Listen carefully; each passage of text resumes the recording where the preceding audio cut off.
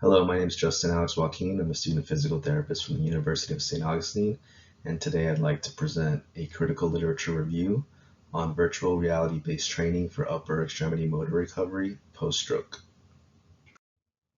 The research article I used is the effect of a 4-week virtual reality-based training versus conventional therapy on upper limb motor function after stroke, a multicenter parallel group randomized trial. There were 54 subjects used in this study. To be included, they must have had a stroke for at least 6 months with functional deficits in the upper extremity. They must have scored 3 or greater in the Shidoki-McMaster Stroke Assessment Score. They are required to be able to sit in a normal chair without armrest or backrest support and be able to score at least 1 on the box and block test. Patients were divided into 2 groups, the experimental and the control group. The experimental group had 22 subjects, while the control group had 32. Both groups received one-on-one 45-minute training sessions, 4 days a week for 4 weeks.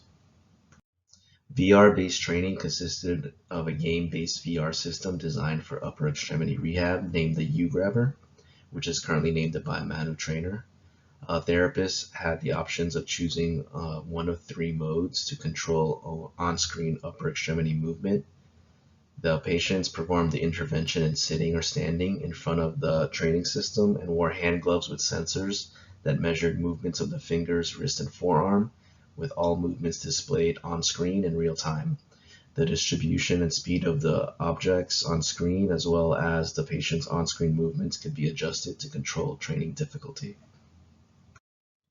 The conventional interventions were broken down into 75% of neurodevelopmental treatment, which is called NDT, 20% of body and structural interventions, which would include things like stretching and passive and active range of motion, and 5% of perceptual and sensory interventions, which would include like proprioception and sensory style exercises.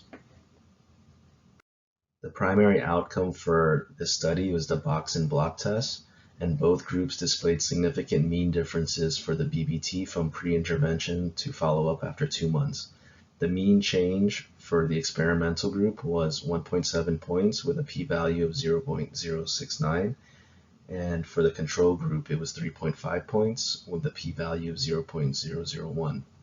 The secondary outcome was a Shidoki-McMaster arm and hand activity inventory, and the experimental group had a change of 5.4 points with a p-value of 0.001, and the control group had an improvement of 3.1 points with a p-value of 0.002. The study demonstrates that there were no significant differences in using VR-based training and conventional physical therapy when improving upper extremity function in patients 6 months after stroke. Given the increasing numbers of patients suffering stroke in the future and the limited therapists and financial resources available, VR-based training may be an ideal option in certain rehab settings, especially in those where one-on-one treatment cannot be fully provided.